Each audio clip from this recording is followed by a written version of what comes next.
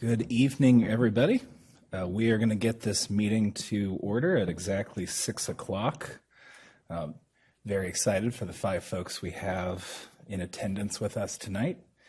I'd like to first begin by asking our clerk to call us to roll. Commissioner Bauer? Here.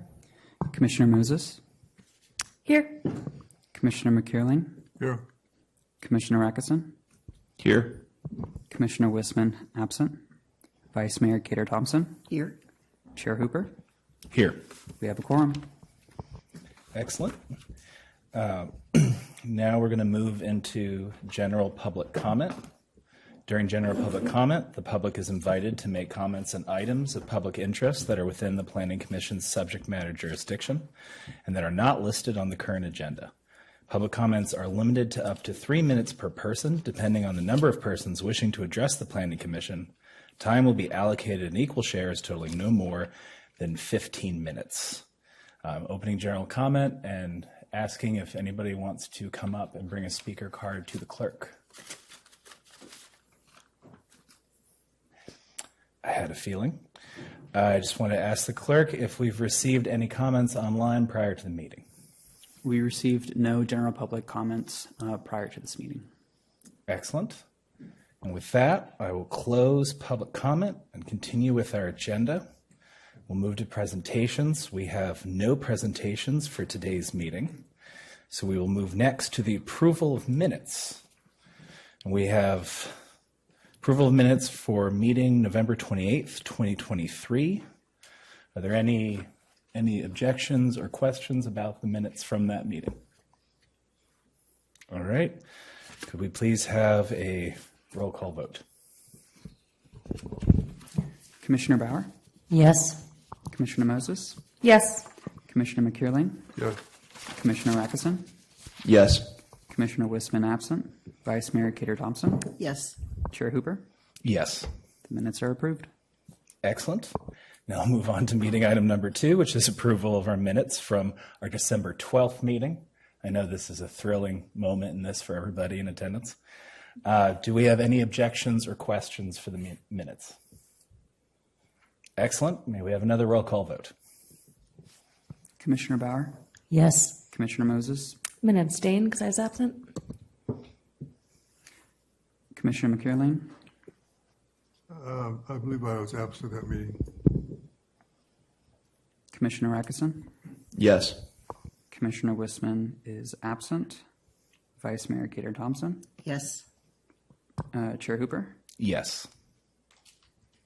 The minutes are approved. Excellent. We have one more batch of minutes to approve tonight. Meeting item 3, approval of minutes from our December 19th meeting. Do we have any questions or amendments from folks? Excellent. If we can have one more roll call vote. Commissioner Bauer? Yes. Commissioner Moses? Yes. Commissioner McKeerling? Absent. Commissioner Rackison? Yes. Commissioner Wisman, absent. Vice Mayor Cater Thompson? Yes. Chair Yes. Hooper? Yes. The minutes are approved. Excellent. And with that, we'll close this segment of the agenda and we will move into our public hearing and matters for discussion. And in this case, we have one primary item tonight with a recommendation to the City of Petaluma Planning Commission to conduct a public hearing and make recommendations to the City Council to adopt an ordinance amending the zoning map of the implementing zoning ordinance to pre-zone a 12.9 acre site located at 5400 Old Redwood Highway to Business Park, or BP, Open Space, and Park, otherwise known as OSP, and Floodplain Combining District, FP-C, zoning districts prior to annexation proceedings to be conducted by the Sonoma Local Area Formation Commission, or Sonoma-LAFCO, and to provide a resolution of application for reorganization or annexation of properties located at 5400 Old Redwood Highway, and I will skip the APN numbers. The proposed project is categorically exempt from provisions of the California Environmental Quality Act, or CEQA, pursuant to CEQA Guidelines Section 15319, annexations of existing facilities and lots of exempt facilities. In other words, we have 2 resolutions to look at tonight. One to potentially look at pre-zoning the proposed annex land, and the other to look at recommending the actual annexation of that land.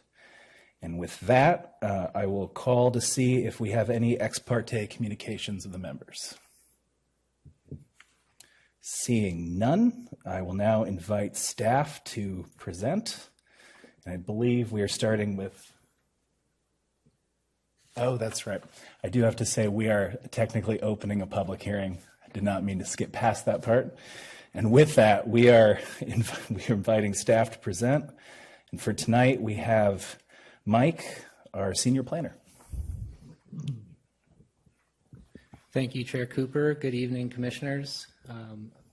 I'm Mike Janusek. I'm senior planner and consulting planner with them Group, and I'll be presenting the staff report for the 5400 Old Redwood Highway pre-zone and annexation. This is file numbers PLZA 2023-0001 and PLAN 2024-001. So an overview of my presentation this evening. I'll give a background and locational information. I will give a project description of the two requests before you. I'll summarize public comment, analyze against the standards of review, and provide staff's recommendation. The project is located at 5400 Old Redwood Highway. It is accessed via a 26-foot wide driveway, two-way driveway, and the site is to the right-hand side, the east side of the highway. There are two parcels. There's the rectangular parcel, the larger of the two, more or less rectangular. And that is a 12.2 acre site. And then the triangular piece is the secondary parcel, and that is 0.7 acres. The northwest portion of the site is adjacent to Willowbrook Creek, which is a tributary to the Petaluma River. And the eastern property line is adjacent to Caltrans Railroad right-of-way. Here's a Google Street View of the site entry and the frontage along Old Redwood Highway.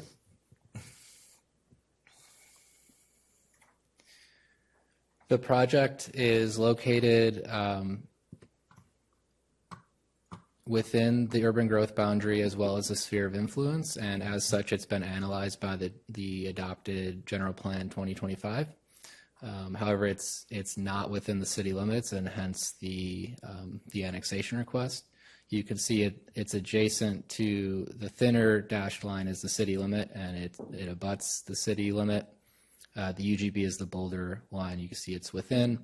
In the general plan, there are planning subareas that are designated, and this site is in the North McDowell Boulevard planning subarea, which is characterized by commercial and industrial uses,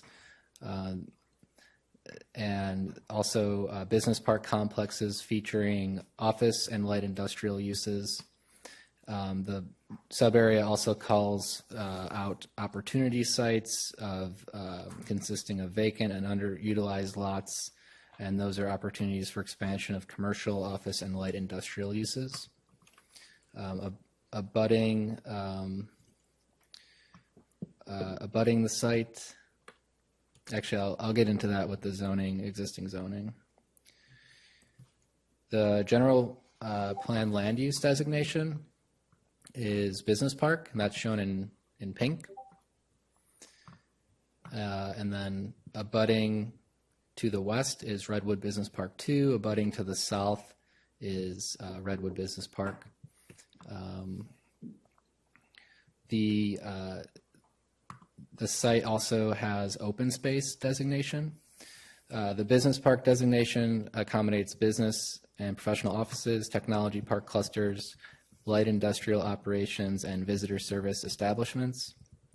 The business park land use allows for retail as secondary use only.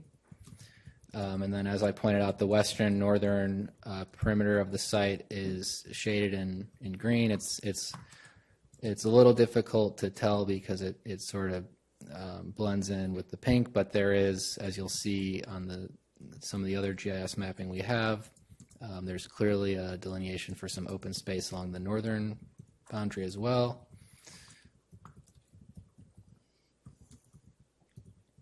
The open space designation includes unimproved sites devoted to the preservation of natural and cultural resources, outdoor recreation, or public health and safety.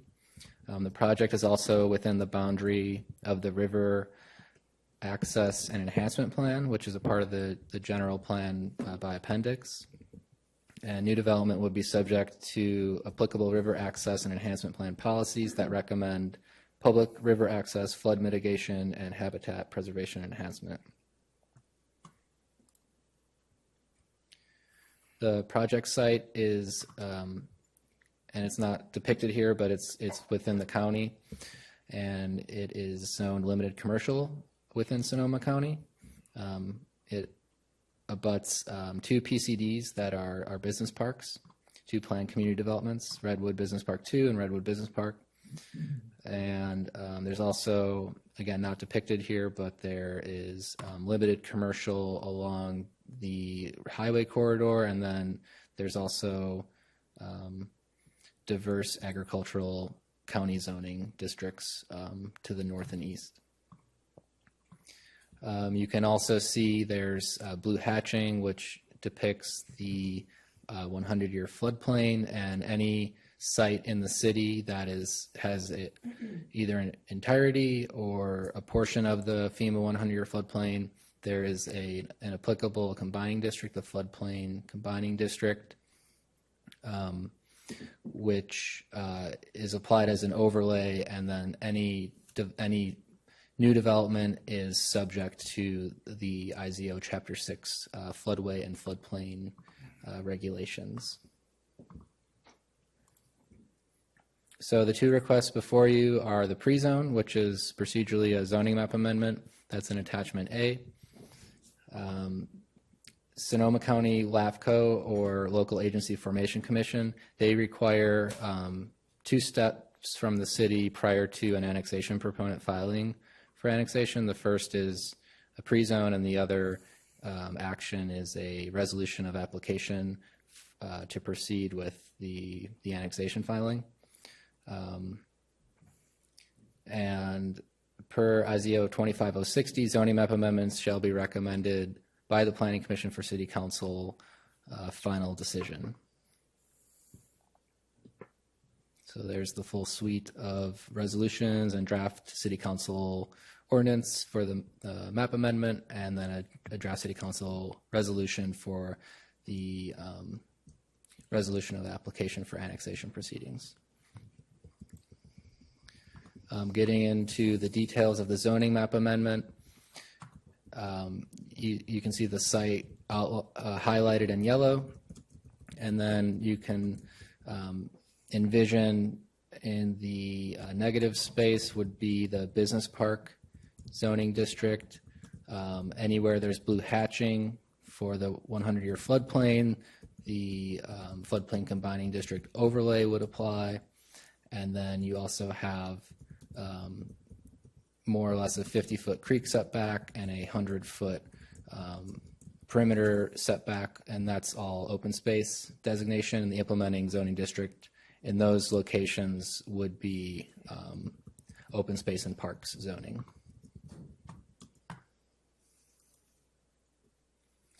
The purpose of the annexation would be for the property to connect to city sewer and water facilities. The applicants provided a utility plan shown on the slide. The applicant intends to retain all existing uses and buildings on site. The city utility connections would allow the applicant to lease some vacant existing tenant suites. The specific connections, there's an existing water stub in Old Redwood Highway, so there'd be a lateral to the site extended, and then there's a 736, so there's the water in blue, and then in pink there would be a 736-foot sanitary sewer line extension that the applicant would provide to the nearest existing sanitary sewer line in Redwood Way.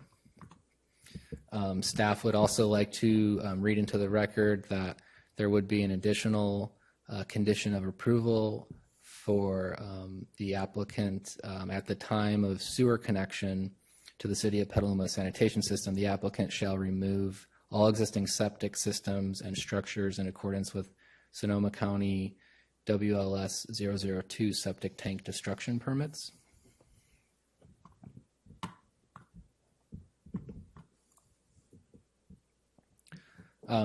As mentioned, the applicant will retain all existing uses and buildings on site. The project is currently developed with a roughly 26,000 square foot commercial building and two 8,400 square foot shed-like structures. These structures contain a mix of artisan craft production, wholesaling and distribution, a cafe serving lunch, an artisan shop, professional office, and retail uses. Specifically, the retail uses, as I mentioned, in the business park zoning district in Petaluma, retail is allowed as a secondary use only. And so all of the general retail, while it was an allowed use in the limited commercial county zoning district, it would not be a principally permitted use in the city zoning district. And so staff has verified with county planning that those uses were legally established, and so those existing uses would become legal non-conforming uses, and upon annexation of the city, they would be subject to our IZO Chapter 22 non-conforming use chapter and those regulations.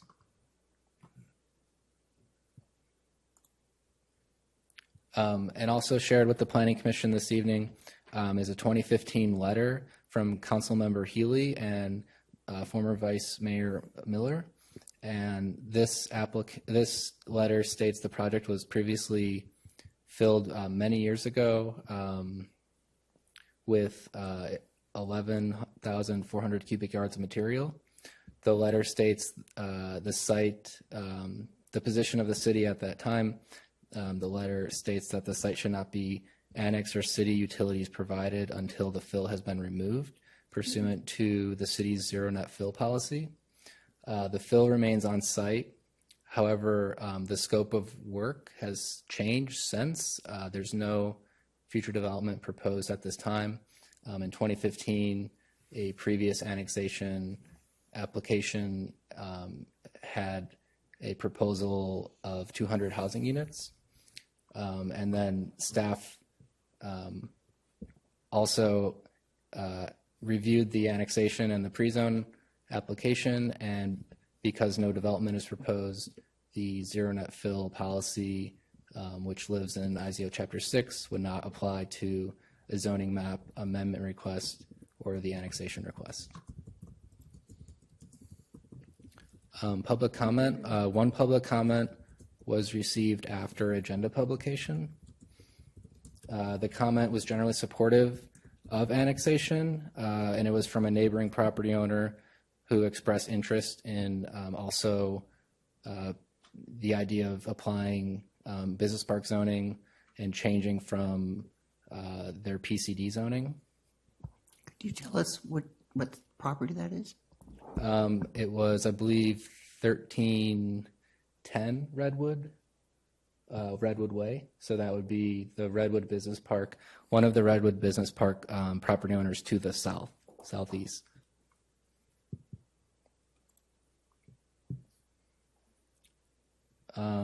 So standards of review, staff is able to make the requisite findings for the zoning map amendment as well as the resolution of application for annexation. The general plan consistency findings are detailed pages 8 to 9 in the staff report.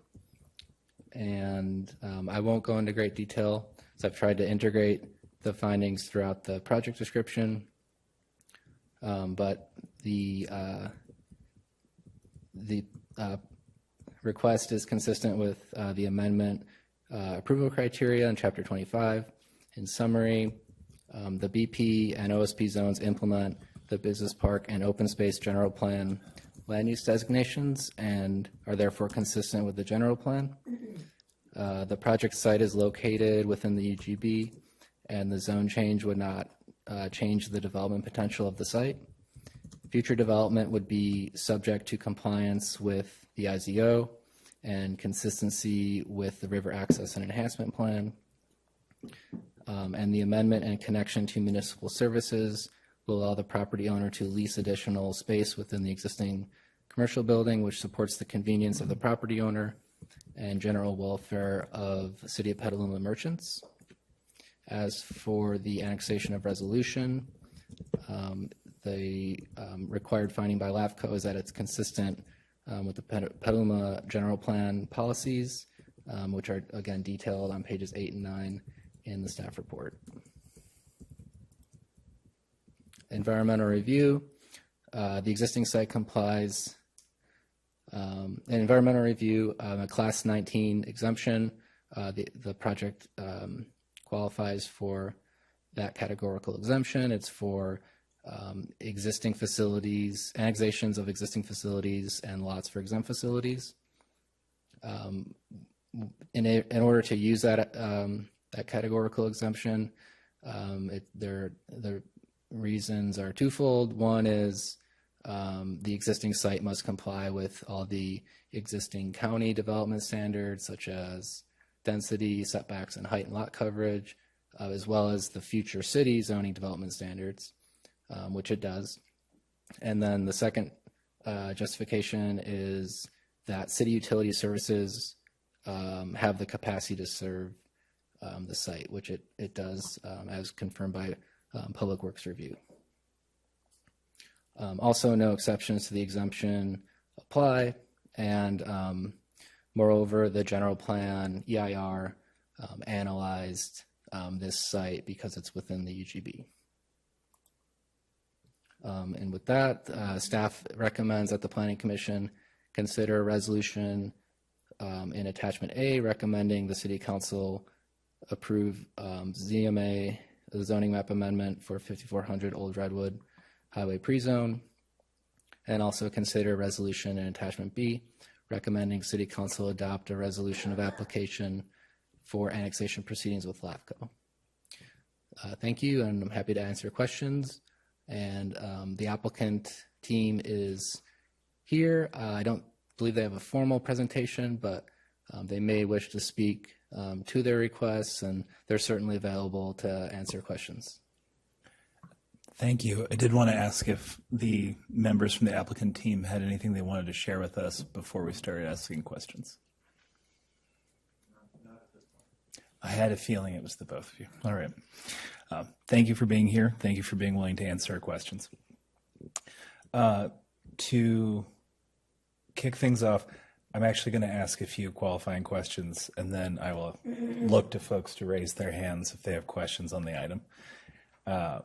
One question I did want to kick things off with was SB 6. That passed in 2022, and the idea there was that while it didn't provide any kind of ministerial process for housing, it did make it easier for cities to build housing in previously zoned commercial. But there's the little hiccup of not being able to be adjacent to or on any industrial site. I recognize there's no proposal for development at this time, but I just would feel comfortable knowing that there isn't some kind of backdoor into housing for the site through SB 6. I was wondering if you had that answer, or Andrew. Yes, staff has reviewed SB 6, and I'll defer to Dylan Brady for our analysis. Sure, and Andrew, feel free, Mike, jump in too. But it doesn't seem like SB 6, you're right on the analysis, that it does allow certain ministerial housing for commercial sites, office, and I believe business park. They're the permitted use, but it does require the sites to not be on sensitive habitats like floodways like this is. Also, I think would preclude, you mentioned, Chair, the industrial uses, and as well that the parcel site cannot be, or it needs to be surrounded by less than 75% urban, which I don't think this site would qualify either. And just in my experience, and Andrew, Mike's probably SB6, I don't know too many cities, if any, that have actually gone through an SB6 ministerial project. And that's because it's pretty cost prohibitive. It's 100% affordable, and it requires prevailing wages for all of the contractors. So I think the chances are pretty slim that that could happen if they got through those environmental hurdles. Excellent, thank you. I assume this would not be a site for housing development. I just wanted to make sure we weren't accidentally opening ourselves up to units in, frankly, the wrong part of town. Past that, I did want to ask, in terms of findings that the Planning Commission can apply for both pre-zoning and also the annexation, I assume at this point we should be limiting ourselves to anything directly engaged with the current site use and not concerns over potential future uses, correct? Yes, that's correct, Chair. We would look at the proposal for annexation. We have confirmed with the applicant on several occasions that no development is proposed. The goal is to annex in order to have access to city services for the existing land uses. Excellent. So we are not seeing this application as a development application.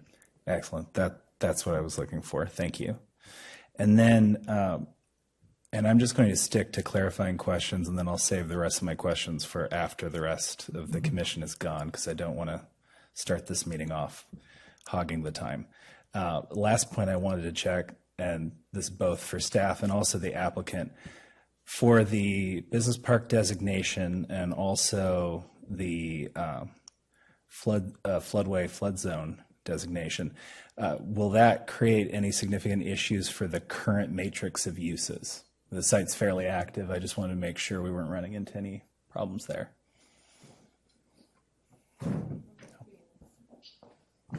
And prior to your remarks, Peter, please state your name for the record. Thank you. My name's Peter Stanley. I'm a principal with Archeologics. We're a planning and architectural firm working as consultants to Cornerstone. And Pauline Block is here too with Cornerstone Properties. The answer to your question, Chair, is no, it wouldn't. The floodplain areas that, if you looked at the floodplain map, the existing buildings are out of that, and we are not proposing any new development that would fall within that at this point. Excellent. Thank you very much. And with a little bit of that out of the way, thank you for your patience. Who would like to start with questions? Darren, take it away.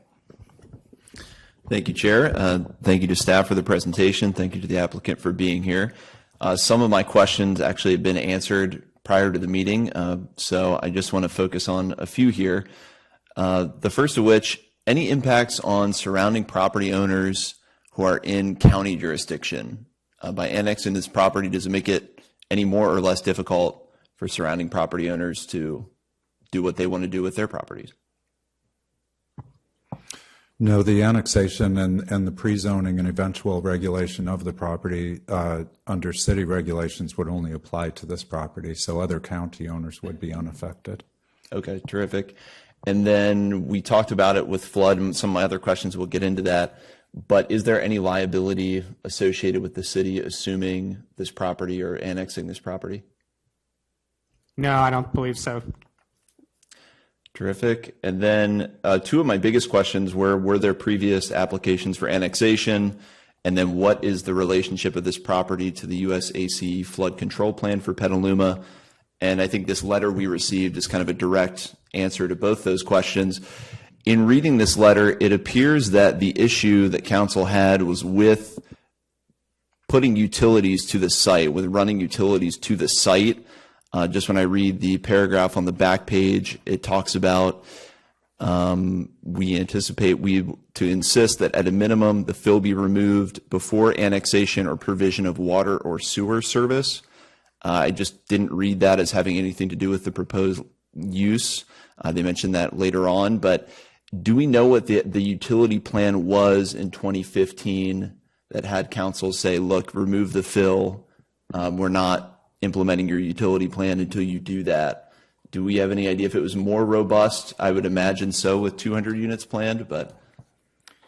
My understanding from the letter that we received today is that The letter was generated by consideration of this site or the current Corona Station site, which site might be selected for the future North Petaluma Smart Station.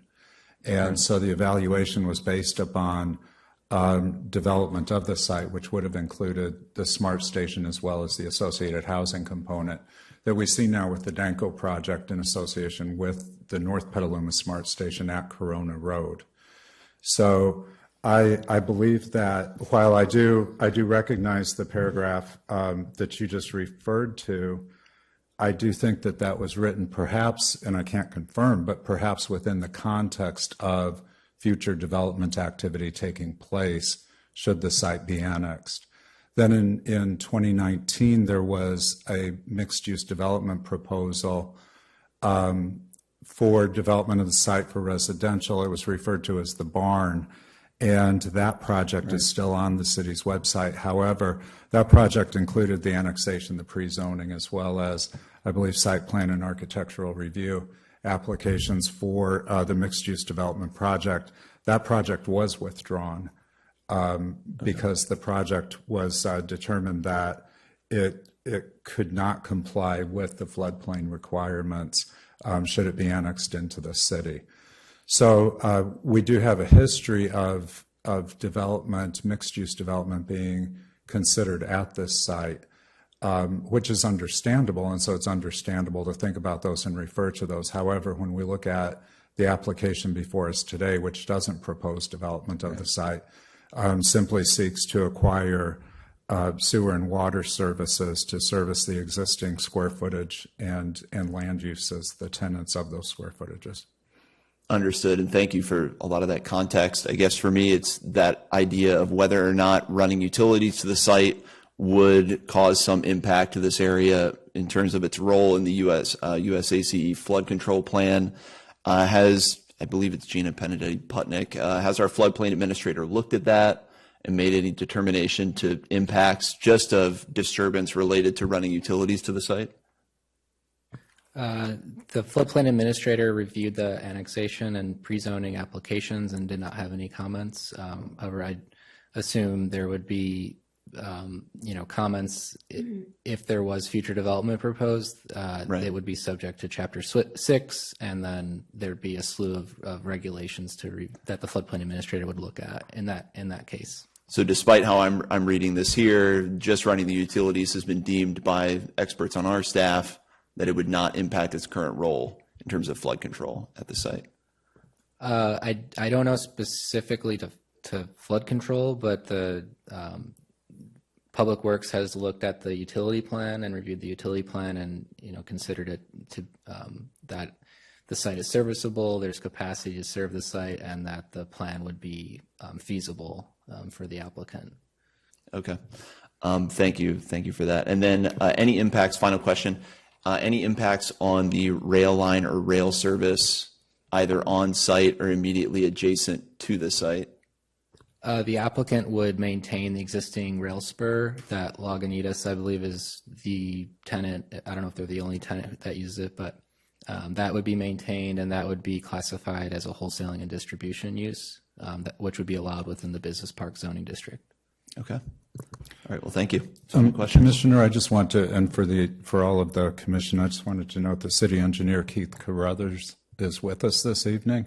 If you have any questions about how utilities are provided to the site, what that construction process might look like, as well as Chapter 6 of the IZO does regulate installation of new utilities or the reinstallation of utilities at sites. Excellent. Vice Mayor? I want some clarification on if the site has developed the fill that has to be removed.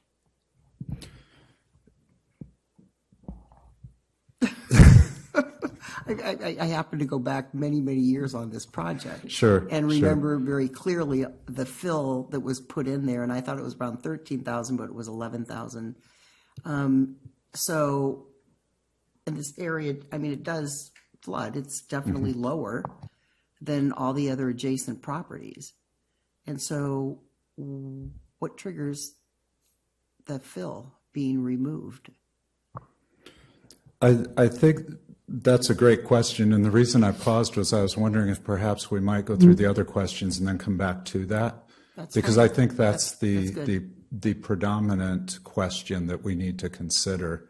I feel like, at least, and especially with the letter that's been provided, that we need to consider. So I think if we could get some of the other questions off the table and then come back to Okay. them. Is it necessary to annex the property in and then go through the LAFCO process? Can that be eliminated from this process? I'll start. So it's necessary to annex the property in order to provide city utilities to that site. So, and then LAFCO does require the city pre-zone the site prior to a filing to them for the annexation, as well as a resolution, what's called a resolution of application, which is sort of a show of support from the city council that annexation would be appropriate at this site from the city's side. And so to follow up on that, the LAFCO policy, as we understand it, following a discussion with LAFCO, is that they would not approve an outside service area agreement to provide utilities to the site. They would require annexation should utilities be provided to the site. There are cases where they would approve an outside service area agreement, but that would be if there's a public health issue related to inadequate septic service or something for, say, existing residential development, or there was some sort of groundwater contamination where existing development might require city water in order to be alleviated of the risk of consuming contaminated water. So when we have a situation here where we have a parcel that is immediately adjacent to the city boundary, it is within the city's urban growth boundary and sphere of influence, and it has been designated by the general plan. So for all intents and purposes, the city has declared its intention to allow the annexation to proceed should it be sought, whether it would be sought by the city or by another party. And so in those instances, then LAFCO's policy is that you would annex then to receive city services. So, but I think I would also, if it pleases the commission, I would like to have the applicant team come up and explain the importance of those services and why they are seeking to have city services provided to the site. Please do. Okay, great. Also, I just want to know, Sure. is like Reed Trailer, have they inquired getting city services also? Not to my Property knowledge. next, it's in the, okay. Not to my knowledge. Hi, Pauline Block with Cornerstone. Thanks for having us tonight. I'd like to address the reason that we're applying for the for the annexation to connect into utilities. We have tenants on site. It is an active site, and we'd like to continue those uses. We are on septic and well, which is sufficient, but we would also like to, we evaluated installing fire suppression to the main building because we don't have capacity with our well to do that. We had the fire department come out. We did a feasibility study to do it kind of off the grid on our own. Fire department prefers that we connect into city utilities, and it's also economically infeasible to do an off the grid and have a storage tank, and also isn't the most environmentally friendly to continue down that path. So those are the two of the main reasons that we'd like to connect. And being that we're in the urban growth boundary and the sphere of influence, it just seems like the next step to be more integrated with the city and be in Petaluma.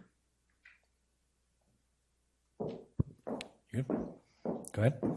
Yeah, I'd be interested to hear a little bit more if there's more to share, given that the rationale here seems to be to get services to potentially lease more space, but according to attachment F, the existing uses, there's only one vacant studio. So if you could talk a little bit more about why your current setup is insufficient and what opportunities you're not able to pursue given the current utility situation. Sure. I'll try not to get too into the weeds, but if you want more, let me know. So fire suppression is one that we can't do. And two, so we have Retrograde Coffee, for instance, is a great example.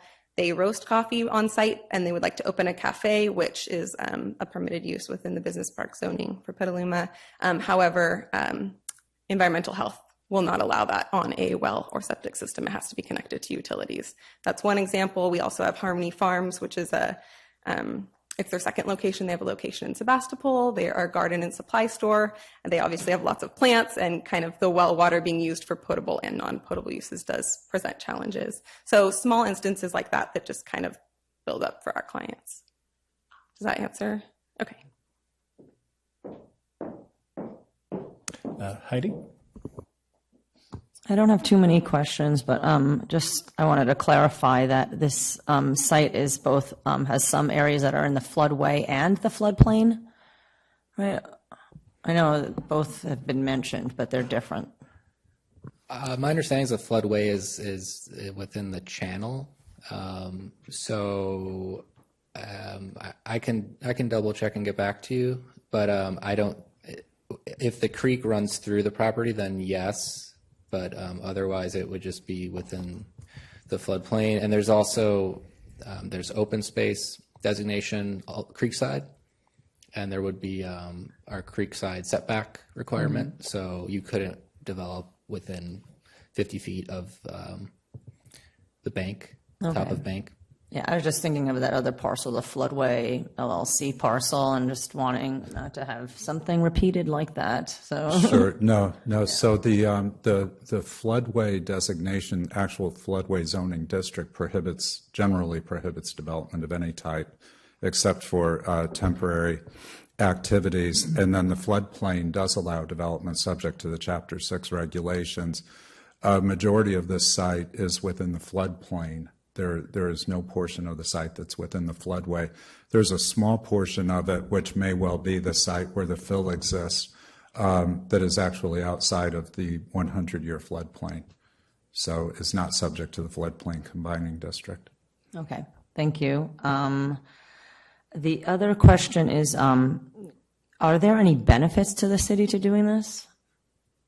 I mean, yes, the two benefits I think right off the bat are one, that it would provide taxes to the city, another tax base, both in property taxes as well as in sales and use. And then the other one would be that it would be under our regulatory control, our land use designations as opposed to the county. I know, Mike, I asked him earlier today if our floodplain ordinance was stronger than the county's, and Mike said it was. Mm-hmm. Okay, yeah, and then I'll just be interested in learning about the fill when we go over that later. Thank you, that's it. Roger?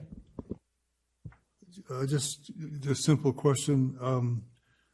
I understand the desire to have city services to more consistent, and you're getting zoning similar to the business park north of Redwood Highway, or similar zoning, without any requirement to provide landscaping or the requirements that the zoning would establish if you did a project. Does this improve the value of the property?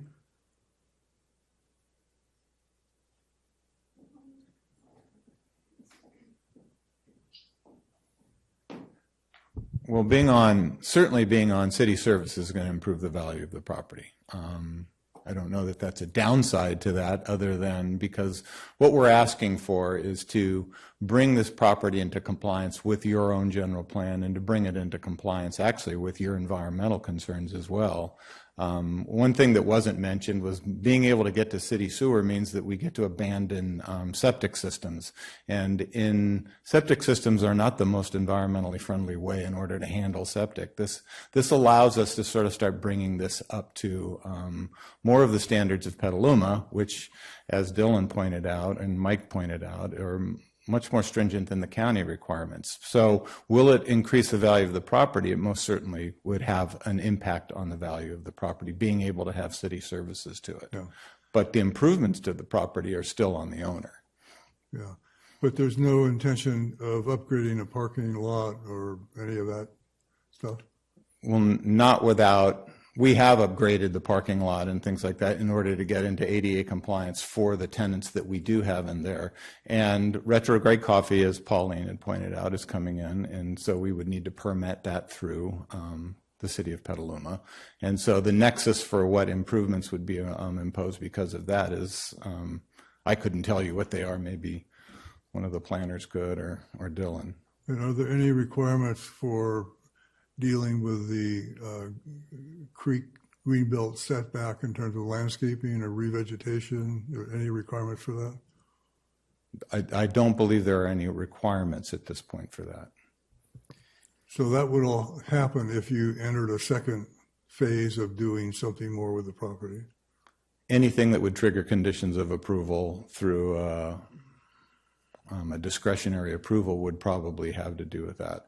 I don't know if Pauline can speak more to the creek, because that has been, we have reviewed that and analyzed the creek, because obviously for flood concerns.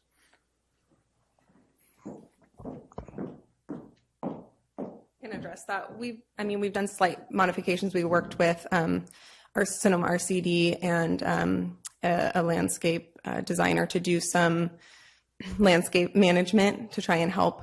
We have some plans for like bioswales on parts of the property, but none of that has been done.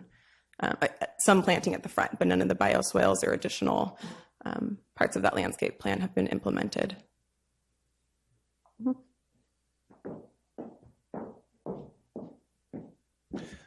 All right. Before we get back to Phil, I just have a few more questions. Just to clarify specifically, and it was brought up, I think, a few times in the staff report, but given some of the tenor of the questions we've had, the applicant will be paying for all of the infrastructure additions that come with service connection, correct? Correct. Yes, the applicant would pay for the utilities. Excellent. And then I actually would like the city engineer that we have to come up and discuss a little bit how the utility connection is going to work, if that would be, if time permits. Thank you. So Kent Carruthers, Public Works and Utilities City Engineer. So the utility extensions, the water is extended up to the frontage, so it entail stubbing out for the fire service with the required backflow prevention, and then also stubbing out the domestic meter with an additional backflow. So it brings everything up to compliance with state regulations. The sewer is the bigger extension coming off of Redwood and coming out into Redwood Boulevard, having the proper slopes to come up to then stub out into the site. And so we'll be looking specifically, BKF, their designers laid it out. There might be some changes in alignment, but we'll, we're confident that everything will work as far as, not having it open to any kind of like floodwaters or storm drain, or it's going to be a closed sewer system meeting city standards. And any specific questions on, and then from there, we'll have a stub out, and then they'll provide a private lateral connecting their buildings that will come in and connect into what would be the public maintained system. Since they'll be moving away from the septic that they have on site, what would the removal of that look like, or will it just be left on site? Typically, like all the connections from the building going to wherever the leach field is or the septic tank, the requirements for the county will be to remove any large things like the septic tank and make it that there's no way that something old could like float up or something like that. So it's a good demolition of the existing septic system that is environmentally mm-hmm. what we're looking to have done, and one of the main benefits that they mentioned of converting this site to.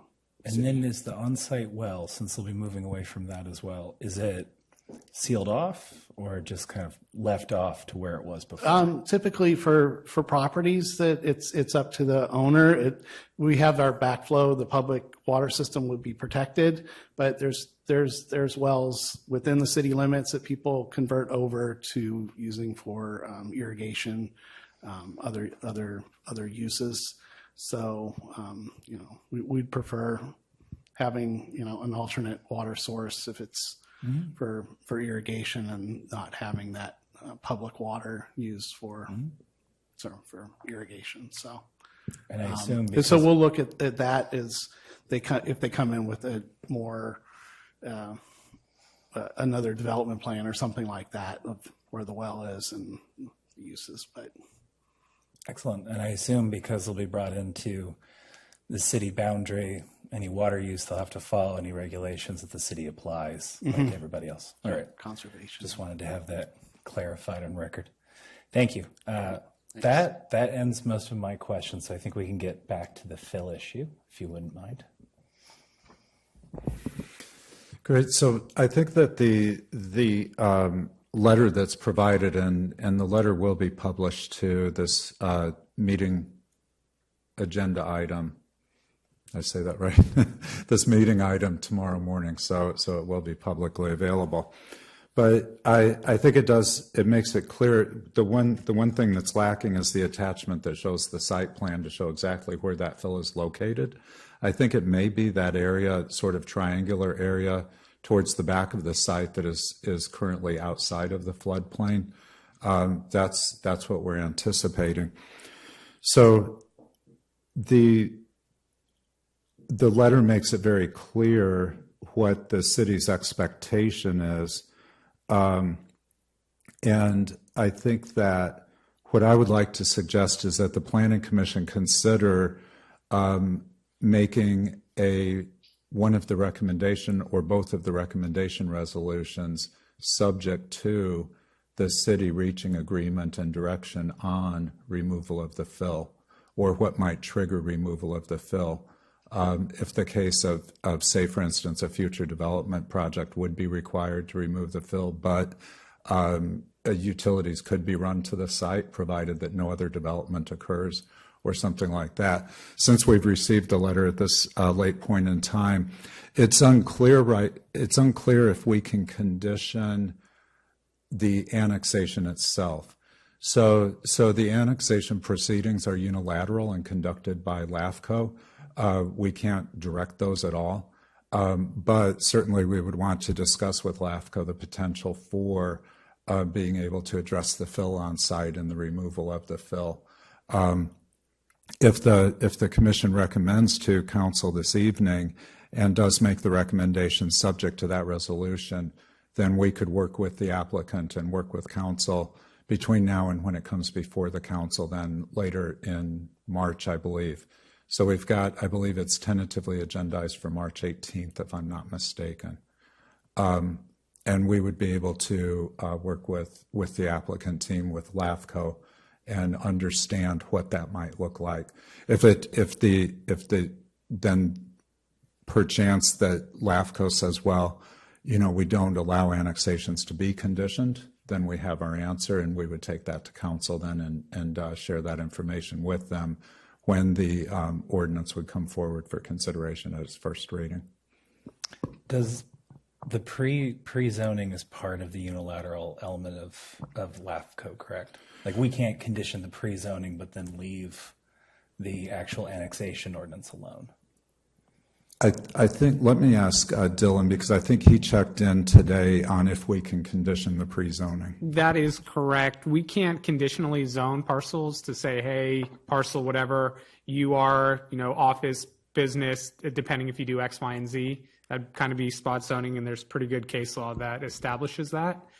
So we would not be able to, add a condition here about the pre-zoning. So if I understand what we can do in this case, then we can add as part of the recommendation that while moving forward with these recommendations, we're asking the council to ask for your engagement with LAFCO to ask for this to be addressed as part of whether or not the council actually moves forward with this finally.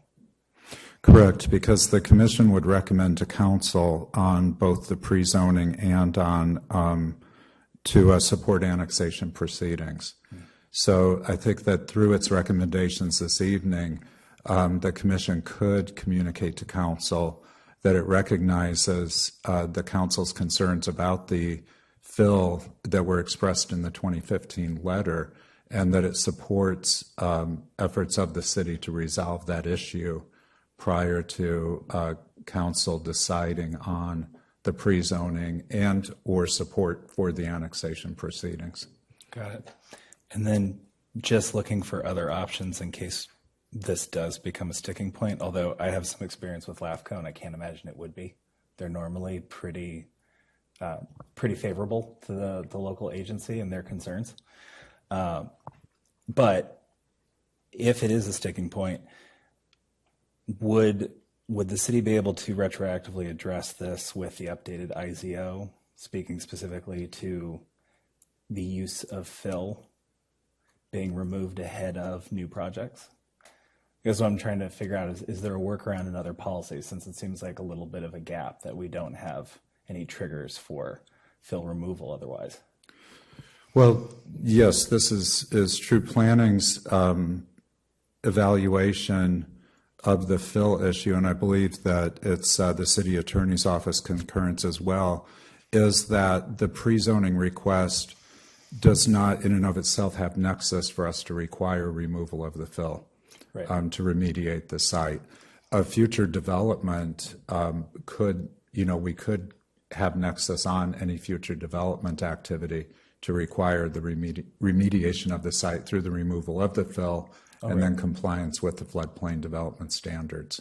Oh, so we would have full authority in that condition anyway. Correct. But sure, yes, but having said that, though, the 2015 letter makes it clear that the annexation is predicated on removal of the fill. And I think that's a question that we can't answer this evening, but that we could have an answer to and a recommendation to, given the time to work on it between now and when it would come before council for its first reading. Right, so we can make the recommendation with the caveat, and then between now and the council meeting will be enough information to really clarify. All right, thank you. Go ahead. I just want to clarify. So there's no project that you could foresee that would be ministerially approved on this area where the fill is without having commission or council discretion, right?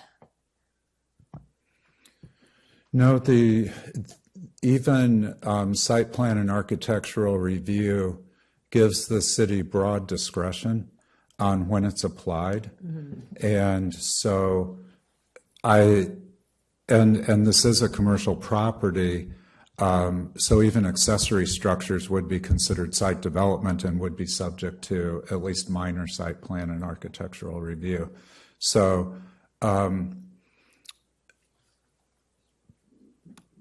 I believe Dylan wants to comment on that, but I was just reflecting on if there's a building permit requirement that might trigger accessibility improvements. For instance, sometimes that will happen when you're doing tenant improvements, and they may be required to improve for accessibility purposes to bring a project up to minimum standards. That, I think, is one example where some site improvement activity could be triggered through a ministerial building permit process, but that would not be the same as if there was development happening that would result in an increase in square footage for any sort of use, whether that was accessory storage or some sort of tenant use. Right, because we know that there's no structures right now on the fill material that is in question. So if they were to be structures, then it would be reviewed. I would say yes. If our assumption that the fill area is that triangular area, then yes.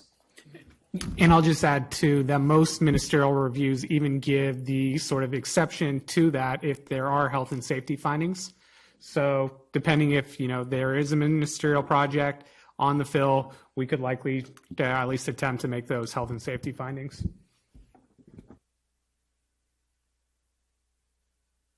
Are there any last minute questions from folks? Excellent. With that, we will close commissioner questions. We will open to public comment on the item. The public is invited to comment on this item. Public comments are limited to 3 minutes per person. If you haven't done so already, please fill out a speaker card and bring it to the clerk up front. And I'm just going to ask, have we had any comments on this item prior to the meeting? We received one public comment prior to this meeting. It has been posted online and is also available in the back to view. Thank you very much. And with that, we're going to start. I have the first card I have is from Dwayne. Welcome aboard, Dwayne.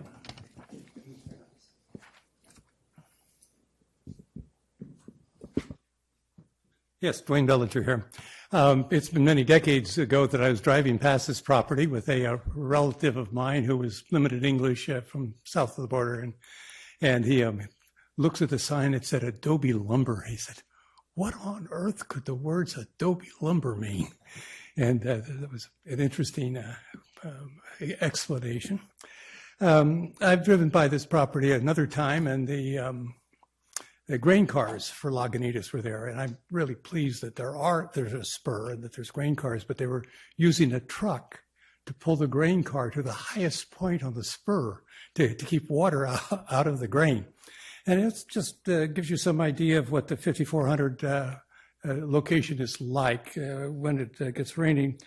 Now, the city of Petaluma has extended the septic system into Pengrove for the purpose of taking care of a problem that was there. And I would be very pleased if you also extended the septic system to a property that goes this much underwater. It would be, I think, very wise of the city of Petaluma not to have enough said.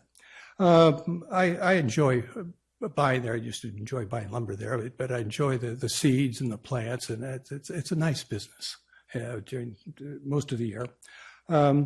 What I would suggest is that when we have a problem with flooding, farmers, of course, fill up right up to the edge of the stream in order to have land to plow.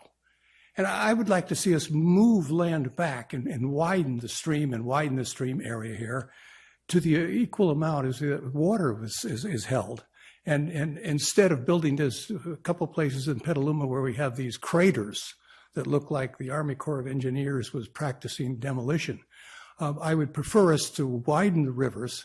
And I travel in Ireland, you see little dams along it where the trout can jump up them, and it keeps the river wide, it keeps it going into the ground, and it keeps the trees back, and there's plenty of space for flooding time for water to go down. So I would like to see us widen the river at this point, use the dirt to keep the water from flowing into the buildings here. And that would seem like a more reasonable thing. Anyway, I wish the people luck. As I said, I enjoy shopping there. And thank you very much. Thank you very much, Dwayne. Our next speaker, and I believe our last speaker, is Bryant. Welcome, Bryant. Thank you. And thank you all for your service as he throws the mic down. My name is Bryant Moynihan. I'm with Nexus Realty Group, and I represent a family named Hummel, and they own a piece of property at the very, very north end of Petaluma. It's AP number 007431004. It's a 17.87 acre parcel. The difference between that parcel and this one is it's incorporated. And it also is contiguous to the Willowbrook. It's further downstream. And I don't know, there's a lot of history that's gone on with these sites. But, you know, during times of 100-year flood events, the inundation is such that there's like, as I remember it, 1,300 cubic feet per second comes over the Willowbrook and through the site you guys are considering. And that's hydrology is, you know, impacting the whole area. For example, the North McDowell Boulevard was designed to retain 50-year flood events. What goes through Redwood Business Park is in excess of that during larger inundations. So when 20 years ago, or not quite 20 years ago, I have a letter here from Pamela Tuft, who was the general plan administrator at the time, dated April 2005, to the Hummels. And Mr. Hummel passed, unfortunately, 6 months ago. Mrs. Hummel's still alive. And they basically got their property downzoned to agriculture during the 2025 general plan update, or I'm sorry, general plan process. They came out with a general plan land use designation for the property to go from, well, they suggested agriculture. Then after meeting with them and working with them, they suggested to the council that they improve the draft plan to be going from agriculture to business park. And now this is not only incorporated, there's an easement to North McDowell Boulevard through the Redwood Business Park. This was supposed to be the next phase of Redwood Business Park. And yet it was downzoned to agriculture. And the thinking at the time was when we get all the surface water concerns and other things done, then the general plan land use designation will improve. So 2025 general plan is about done, and the 2045 should be in process right now. So my question to you as a planning commission, and maybe to staff indeed, is where does this whole thing fit in to the general plan update? And how are other parcels in this general area going to be? Sorry, your time is up. I'm sorry, I have a little latitude on 3 minutes because I believe I'm the last speaker and it's a subject that should be over. I'm perfectly willing to give you latitude. You are the last speaker. I don't want to. 1 more minute. I want to be clear that I do support the application here. I've had good experiences, Cornerstone, and I do think going through LAFCO and incorporating the property serves the council and the community because you do have more control over future development. Mm-hmm. And so all that does make sense. I just would like to know from a general plan point of view how we're going to look at the big picture and come up with recommendations that the Planning Commission and then the council is going to be handling. All right, thank you. Thank you very much. Before moving into commissioner comments, one thing I would like to flag as an immediate response just to the comments we received. This is an application that we're responding to. So that while I certainly understand questions around how this falls in line with that broader process, that is definitely a worthwhile question to bring up at the General Plan Advisory Committee, where they're looking at that now. We can speculate here, but they're the ones who are deeply engaged in that process. As a planning commission, we have to respond directly to the applicant, to the applicant's concern, based on the current IZO and general plan that we have now. Moving into this comment portion, so we have 2 resolutions before us. There is the possibility where, for example, we could support pre-zoning and not annexation. We can support both, neither. So I don't want folks to feel like they have to go one way or the other. But I do want to separate this out a little bit just so we can clarify whether or not the pre-zoning looks good, whether or not we can move forward with that or not, and then move to the annexation resolution. And with that, I will start things off with the discussion around the pre-zoning resolution. So we'll start with comments there first. And I am going to do this one in line. I'm going to start with Jessica. I don't think I have comments at this time. Roger? Yeah, I am supportive of the pre-zoning. Makes sense to me. I would just say, obviously supportive of the pre-zoning based on not only the LAFCO process requirements, which I did want to thank staff for the flow chart. I think that's the best LAFCO flow chart I've seen. And I've seen quite a few ugly ones over the years, so thank you. But also just because of the zoning for the surrounding area and how it falls in line, I think it's critical that we don't have to worry about site use creating any kind of conflict, and it'll fall well in line with the site that we have. That's all I have to say about the chosen pre-zones. Heidi? I'm supportive of the pre-zoning. I feel like anytime we can get septic away from flooding issues is a win. So, yeah, support that. Supportive of the pre-zoning as well. And I am also. With that, do you want to get staff's opinion? Would it be better to vote individually now on the pre-zoning resolution or wait until we've had the annexation discussion, since I'm assuming pre-zoning doesn't really matter as much if we're not willing to move forward on annexation?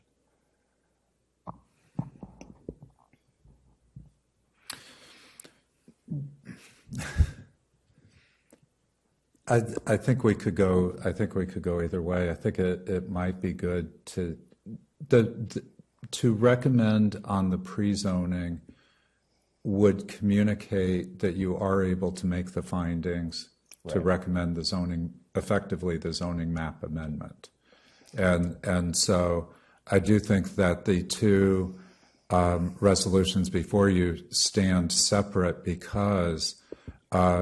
Exactly what that pre-zoning resolution is communicating. And because we do have findings that are established within the IZO that are required to be made for a zoning map amendment.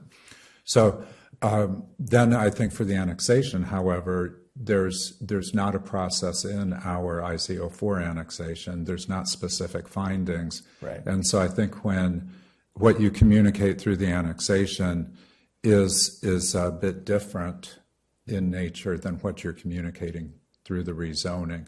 So I agree, Chair, that it would be good to treat those separately, but how you want to organize discussion, I think just with my comments provided to the Commission now, hopefully that's guidance for how they would consider those resolutions.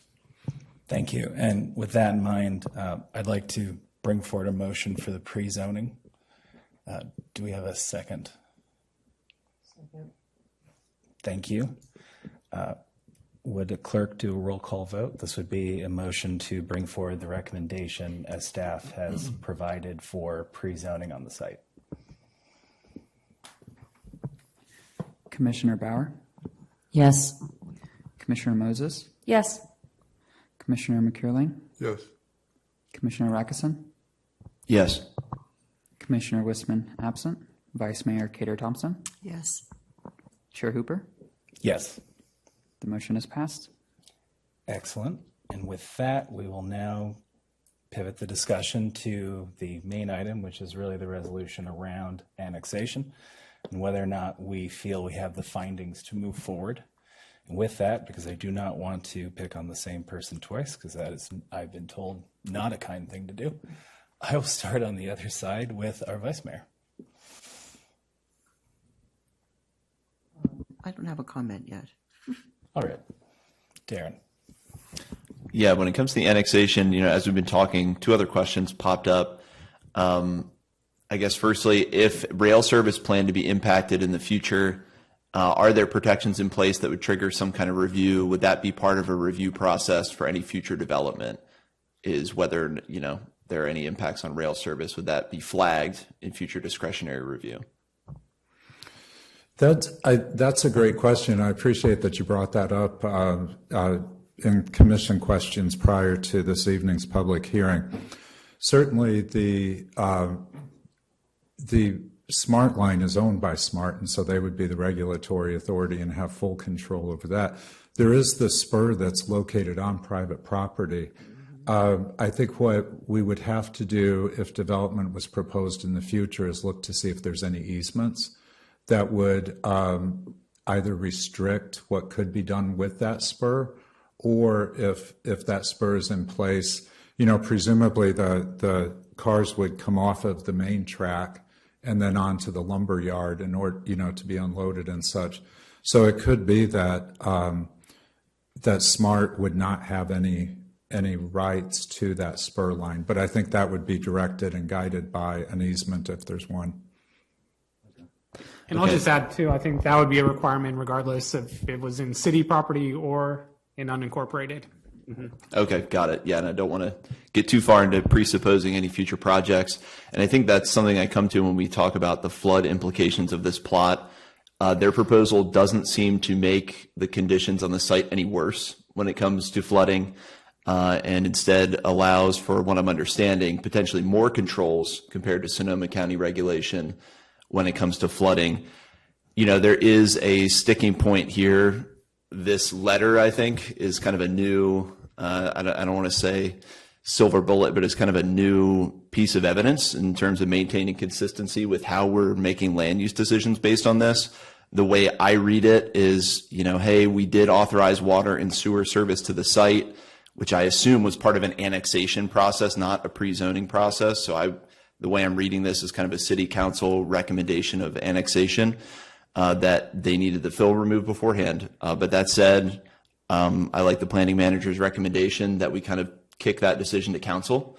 I think everything else about this decision kind of falls in line with the intent of the general plan. I think that argument was made very well. Again, we're not making conditions regarding flooding any worse than they already are, and in fact gives the chance to improve it. So if there's some way to condition this to say, you know, hey, we make our recommendation to council, because it's my understanding from this that council eventually votes on the final annexation piece that would go to the LAFCO hearing, right?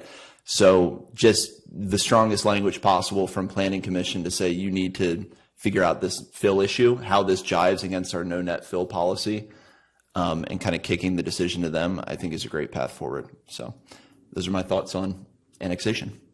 Perfect. Heidi? Thank you.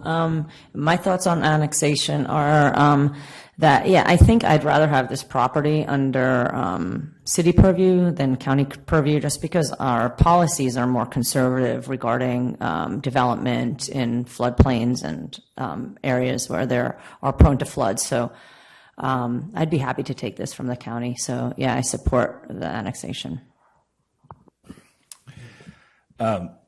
I agree largely with what has already been said. I mean, what we're really doing is future-proofing the site in a lot of ways.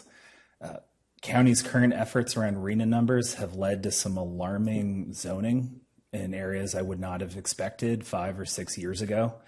I think protecting sites like this that are already within our urban growth boundary is pretty important, especially a site like this that has had an important agricultural element for our city. I know a lot of people who have gone to Sonoma Feed, a lot of people who interact with that site.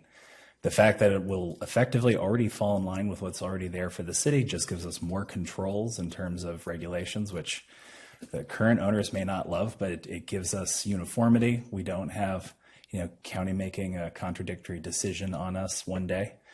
Also, if we're really concerned about flooding and climate change, having the connection of services is that much more important, especially when we're looking at the fact that it's located in the downstream portion of the River Access Enhancement Plan. That only makes it that much more important that we have stronger protections there.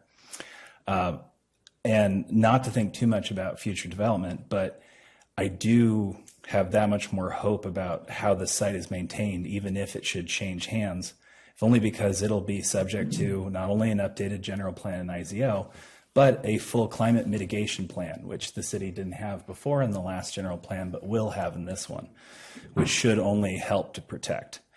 And I just wanted to note, there really wouldn't have been any other process to go through other than LAFCO. It was noted in comments or in questions earlier about the rare, fairly rare exceptions for providing services without actually annexing. Some of the other conditions related to that would have to involve an actual barrier or actual major subsistence issue that would prevent the city from providing resources, or a large island dispute, kind of like what had happened in Santa Rosa for 20 years between county and city. We don't have that issue here, so if we want to provide services, there's going to be no other way other than annexation. And finally, I completely agree with Commissioner Rackeson's point on having the strongest language possible when it comes to making sure that our recommendation to council is that we are moving forward, but we are moving forward with priority around not only removing net fill, but also preventing any further net fill should there be future development. And with that, Roger. Yeah, I am supportive of annexation. I think it brings the property within our growth boundary, or expands our growth boundary to include the site, which I think is positive. It's consistent with surrounding zoning. It doesn't change existing uses or development. And any change or expansion would require a whole different process in permitting. I also think the barn is a very interesting structure. I think it's kind of a nice ingredient out there, and I love to go in there and just look at what they have and don't have. But it's an interesting urban element to have, so I support it.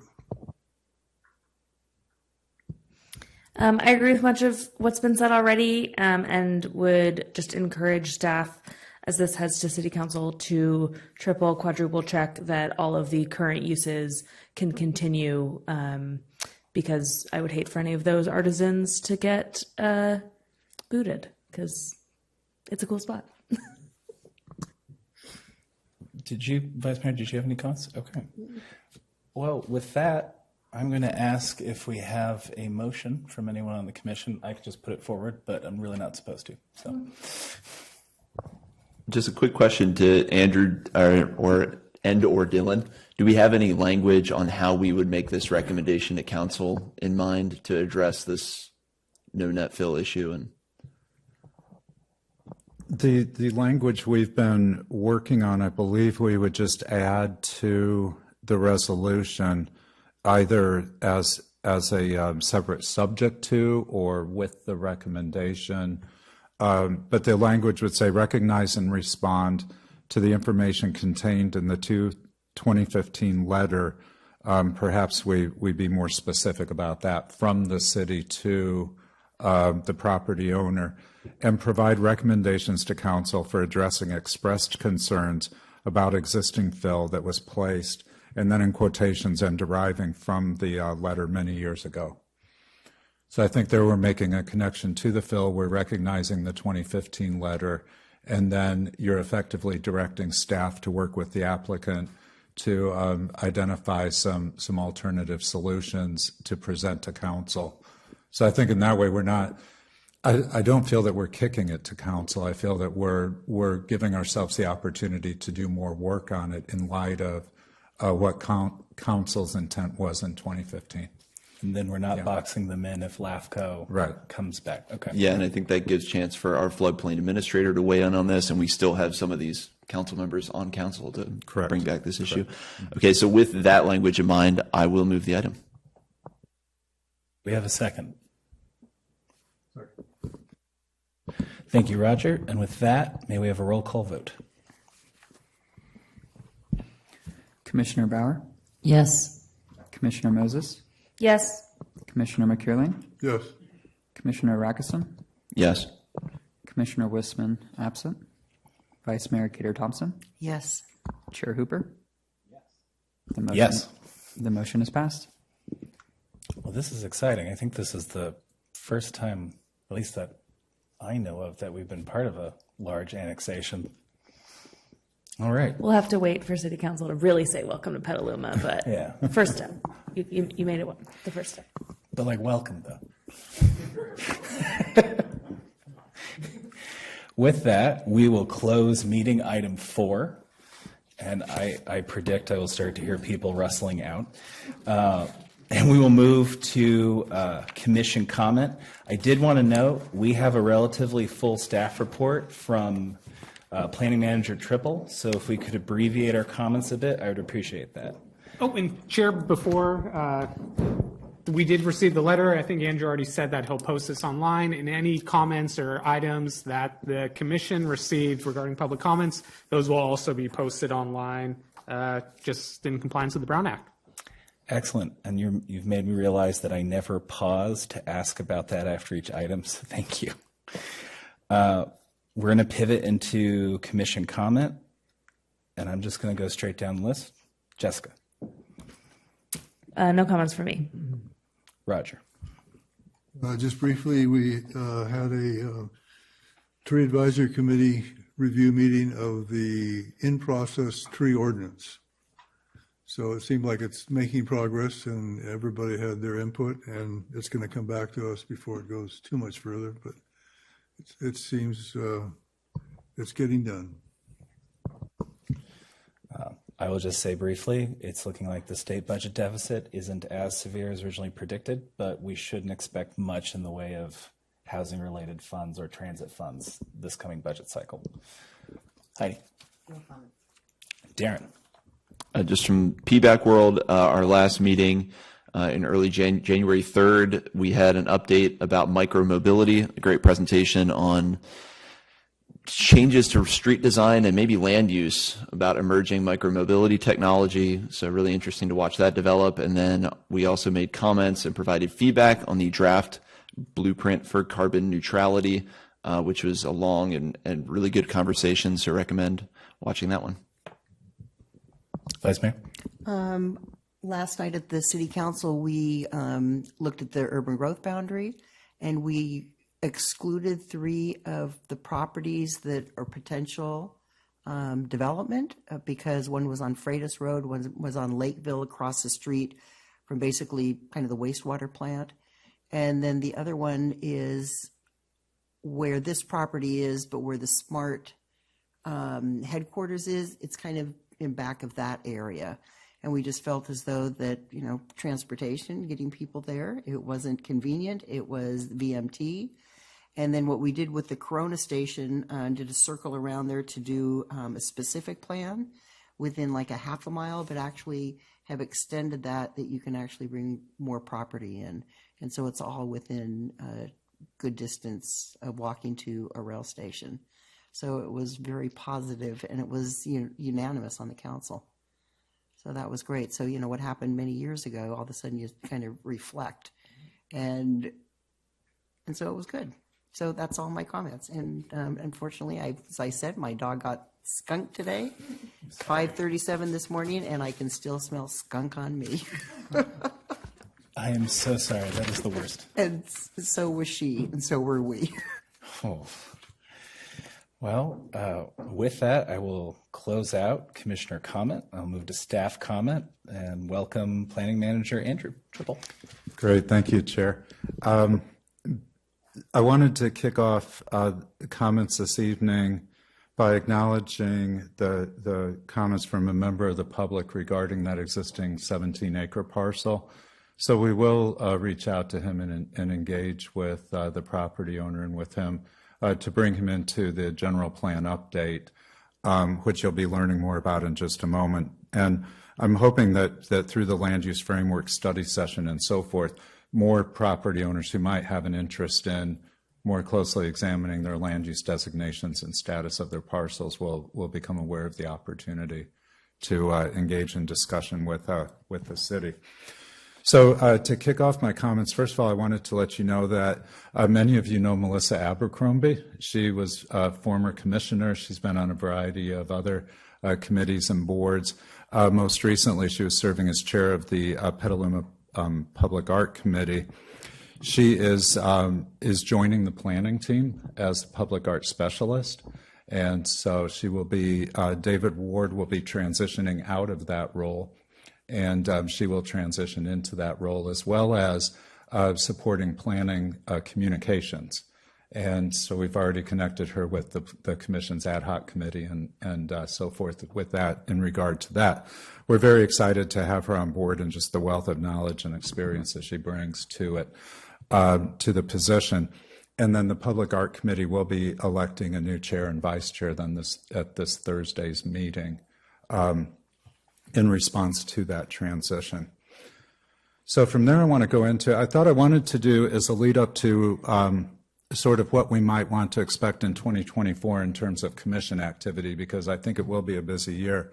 But I thought it might be good to just take a step back and share some of the activity that has happened in 23 as we lead into 24 and a discussion about that. So we started last year crunching some numbers on the overall permit activity that Planning Division engages in its provision of services to the city.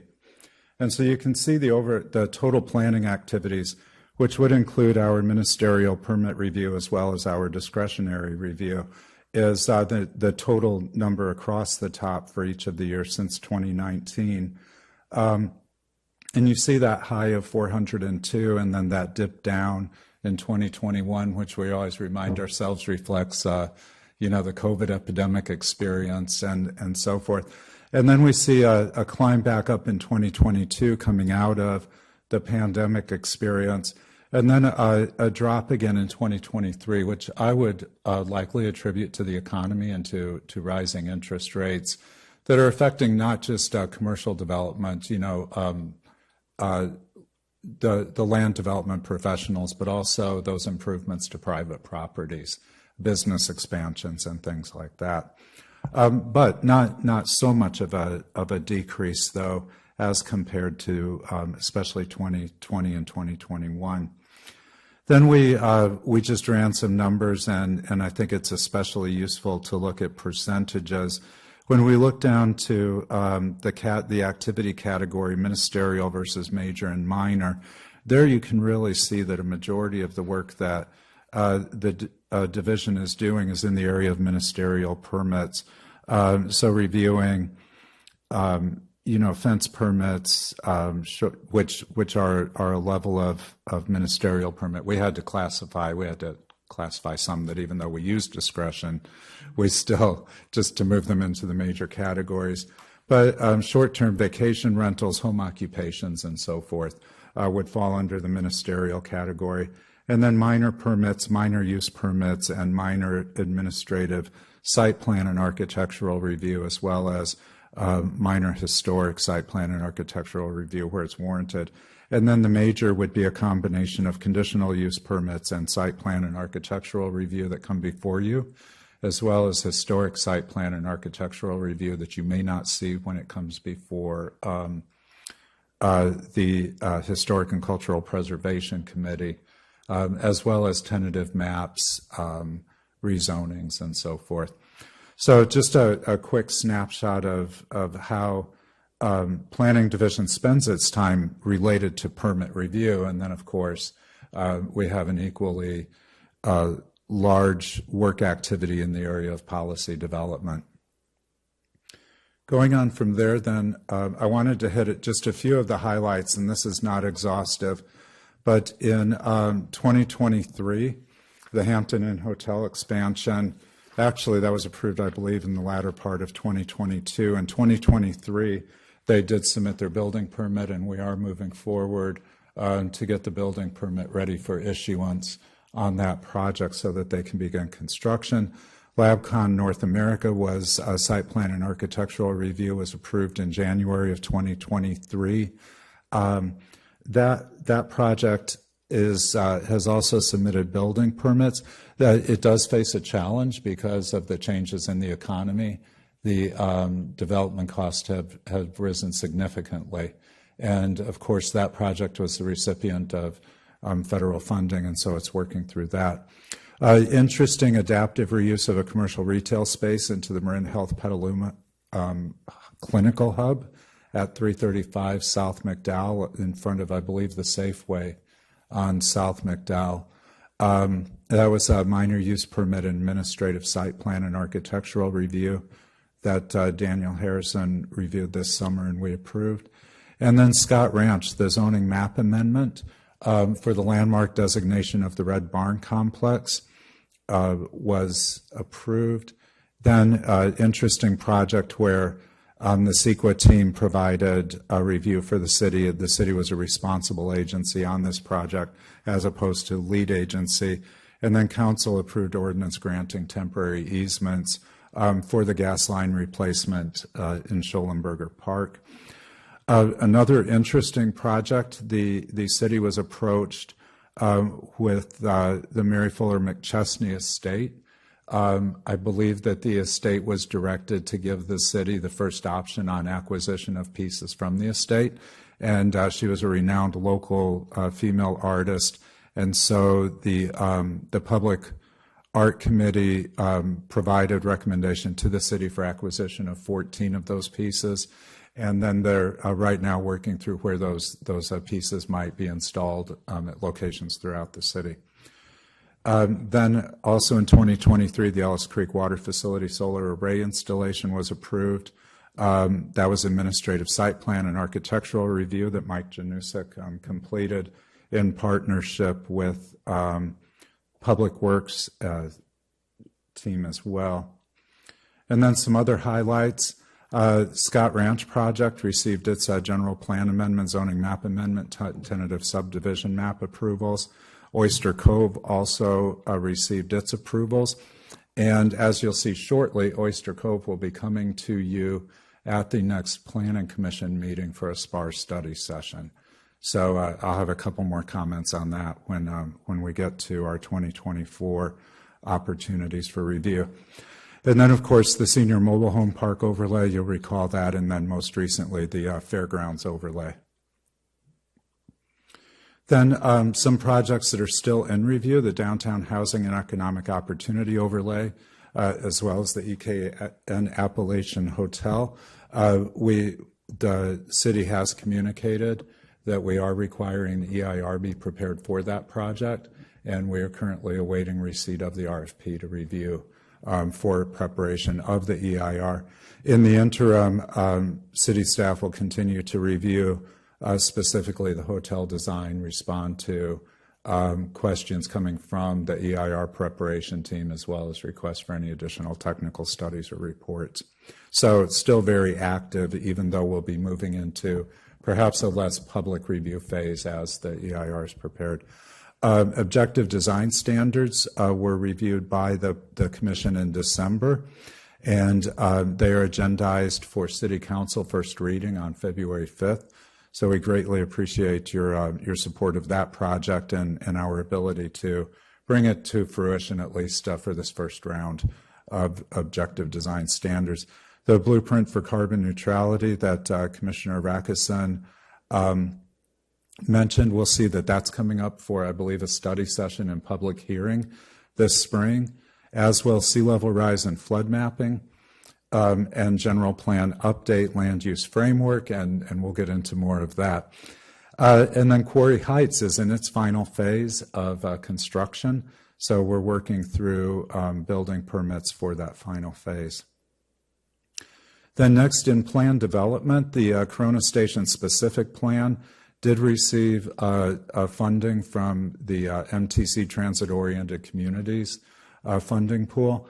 And so I believe in 2024, we'll be defining the scope of work for submittal to MTC. They do review the scope of work on that because they are the funding agency. And then from there, an RFP or RFQ would be developed to begin identifying the consulting team who would develop that specific plan and process.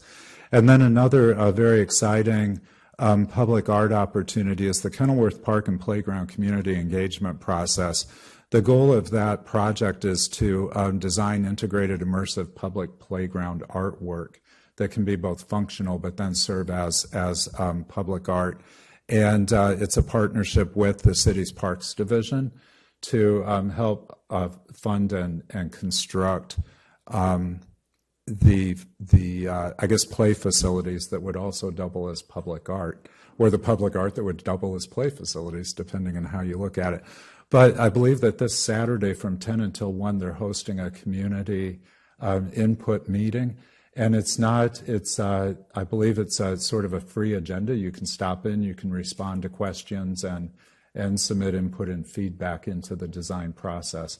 And that will be held at the Kenilworth Library. Sure. Quick clarifying question. Kenilworth doesn't really hit this commission, right? It's Parks and Rec and Public Art, just in terms of like what we can expect to be on our agendas. Correct. Right. Great. Right. Cool. Mm-hmm. Exciting Sure. then. Although it would be a question if eventually, because even public projects are required to have site plan and architectural review. So I don't think we've determined yet what level that would be, if that would be administrative or if that would come before Planning Commission. So I'll check into that. I would just like to throw it out there that we do love parks. Parks are great, and this is an exciting project. That would be a fun thing maybe we'll to find that discuss. needs to come to you. I think everyone would love. Okay, noted.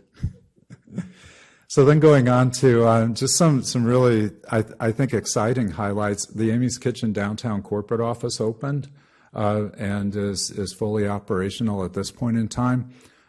So that's just a really exciting adaptive reuse. And I think anytime you can have corporate offices locate in the heart of your downtown is a really great accomplishment.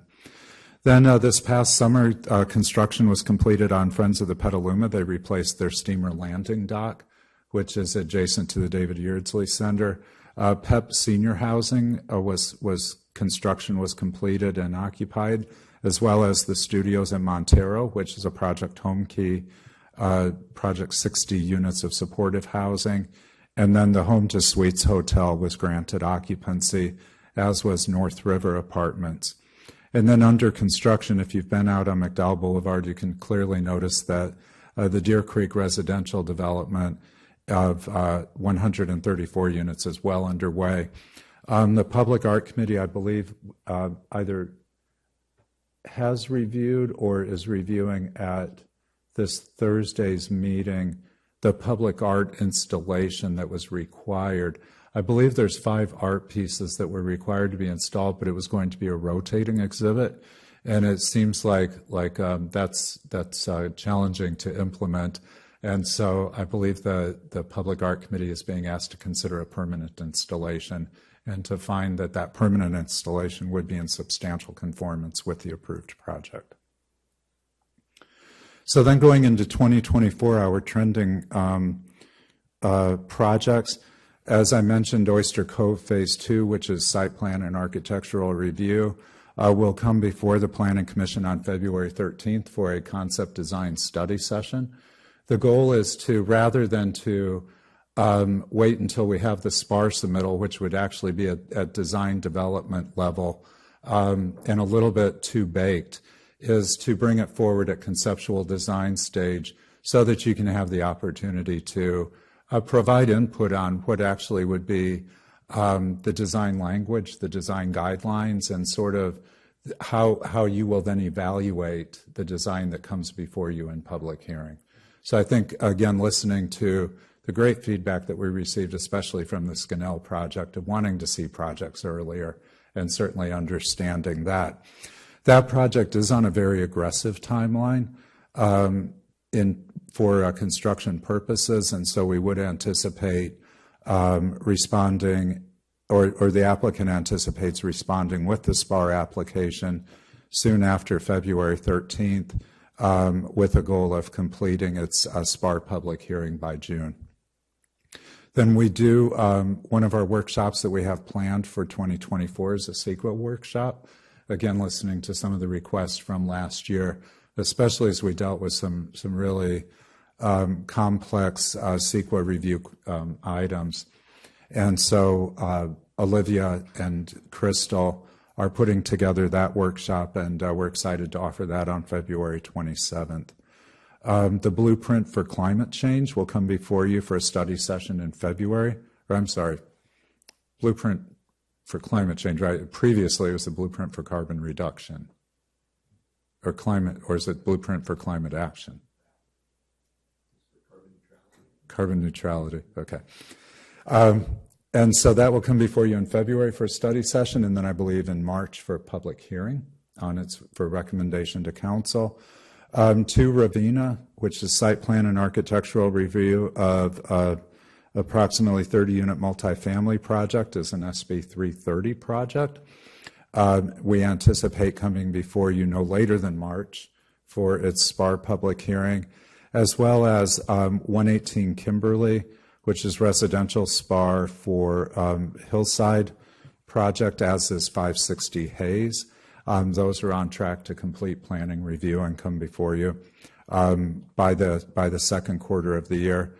Scott Ranch residential SPAR will be soon behind that, as will Spirit Living Lot 6. They have submitted their SPAR application.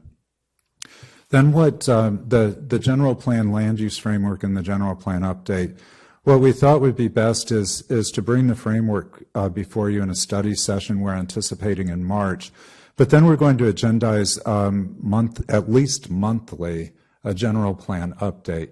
recognizing that it will be helpful for you to start tracking with the general plan and the work that's being done on it, and when these various components are coming before you, as well as that you'll be getting a lot of questions from the community. And so to be able to provide you with that information so that you'll be able to respond to questions and offer them resources. And then we'll go into, we have 2 packages of amendments that are coming forward. They're really related to residential development. The first package is large family home child care, accessory dwelling unit updates, and visitability, amendments to the visitability ordinance that was adopted in 2022. We'll bring those forward to you. Some of those are directed by state law, so we'll bring those for you to you straight into a public hearing. Then the second set of amendments is development of an SB 9 policy, as well as density bonus updates and perhaps an inclusionary housing ordinance update, and maybe some other amendments that are directed by the housing element. What we wanted to do there is bring them to you in a study session to introduce them, and then we'll continue to draft them and bring them back later for a public hearing. But I think when we get into, in particular, SB 9 and density bonus is where we really start to experience some impacts of state legislation on local control. And so we felt that a study session would be appropriate to explore that and how that then reflects in local policy and some of the decisions that we have to make. And then, of course, the tree ordinance update, which was mentioned by our tree advisory committee members this evening, will come forward. I put that in the second quarter for public hearing. I believe that's the goal, is to have it completed by the end of the fiscal year.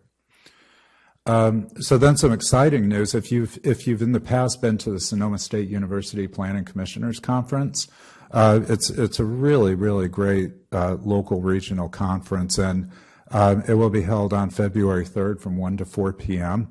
At Sonoma State University. The conference themes, they review state legislative activity. There's been so much of it that I think this is a great opportunity to sit with it again.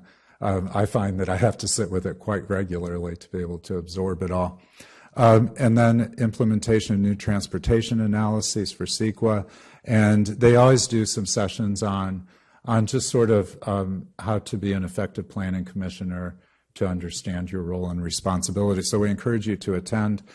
You can register online. I'll be circulating the registration link for you, and your registration fee will be reimbursed by the city. So, and I believe with that, that's all I have for you. Thank you for your time. Thank you, Andrew, and thank you very much for giving us a thorough roadmap. It helps us a lot in preparation, but also it's nice to see that we're going to have some good, meaty topics to dive into and see a lot of progress in some of the things that we've been working on. Thank you so much. Sure, absolutely. Can I ask a question? Of course. Andrew, a question on your statistics of the amount of ministerial review project. It looked like a massive amount of project. How has that worked? I mean, is it working okay? Well, it keeps us busy, I'll say that. We really have 3 sort of service areas, if you will. The counter services that we provide, which is a lot of pre-application support, issue support, and just, responding to questions. And then we have the development review activity, which is what we looked at tonight, and then the advanced planning or the policy development. So I think in all 3 of those areas we're very full. But it's always evolving, and we're always learning, and so it keeps it exciting for us. I have a quick question. The Skinnell property, that project, is it going through? But I thought the property sold. I meant to have that on the list. So I believe it's been publicly announced that the Petaluma River Park Foundation has acquired the Skinnell site, and will be presumably be working through a design process that I'm sure will be very, very open and community involved, as has been all of the work that they've done there. So yes, you are correct that the Scanel project is not moving forward. However, they've not yet withdrawn their applications. They have what? They've not yet withdrawn their applications. We are working with them on Okay, that. thank you. Sure. A question related to that, because a lot of for the river master plan, a lot of our affordable housing was going to be in that chunk of land.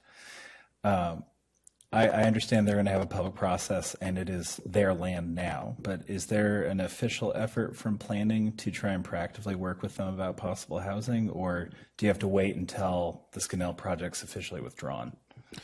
No, I think it's just they announced maybe a week and a half ago, and so we're giving them space to, get comfortable with their recent acquisition and work at their pace. So I think the city is ready to have those conversations when they signal that they're ready. Fair enough. Sure. Oh, and one thing I did just want to advocate for, if at some point we run into scheduling hole, so to speak, and looking at the roadmap, I doubt we will. But if we do, it would be, and we've talked about this a little bit before, it would be good to have a review of how the riverfront master plan, the process looking back, just to give us, because many of us came to it at different parts and different projects throughout, and just to give us an idea of what worked, what didn't work well, since this may not be the last complicated master plan process the city has to go through, where it's multiple sites, one parent developer, just so that we have the ability to have that discussion and put those recommendations on paper. That's great. I'll make a note of that, and we'll be sure to do that before Lot 6 comes forward for review. We have had one meeting, and we have a second meeting scheduled with Parks to discuss, to build upon some of the recommendations that were made for Lot 5 related to the park improvements, the central green improvements and so forth. So we'll be able to report on that also. But I'll be sure that you get that before Lot 6. Thank you. And with that, if there are no other questions or comments, I adjourn this meeting at 7:51 p.m.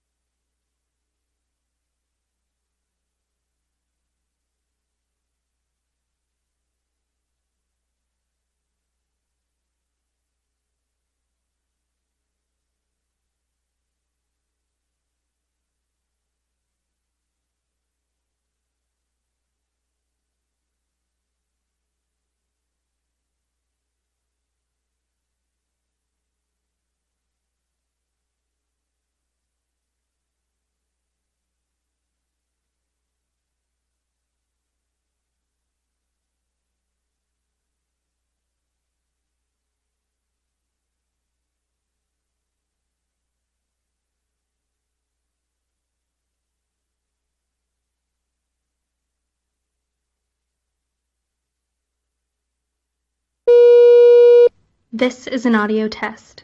Please remain silent for the best results.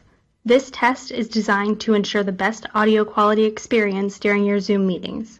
Once the test is completed, you will see the results on the screen. Thank you.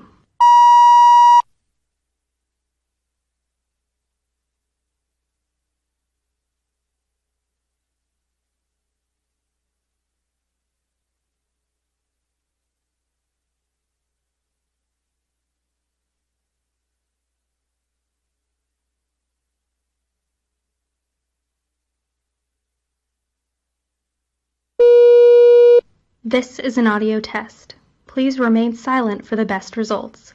This test is designed to ensure the best audio quality experience during your Zoom meetings. Once the test is completed, you will see the results on the screen. Thank you.